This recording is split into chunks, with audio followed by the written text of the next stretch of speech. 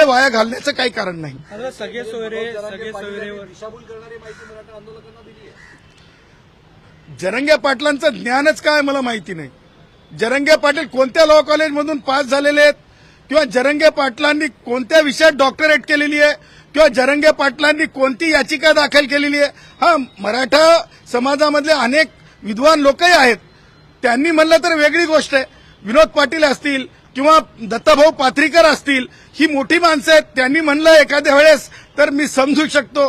परंतु जरंगे काय म्हणताय याच्यावर तुम्ही पत्रकारांना म्हणजे काय म्हणतात ते टीआरपी मिळू शकते. परंतु आमच्यासारखी कायद्याचं पुस्तक वाचणारी माणसं मात्र आमच्या मर्यादेत काम करणारी आहोत. तुम्ही म्हणताय नोटीस दिलेल्या, मात्र सगळे सोयरीची व्याख्या सरकार बदलू शकते.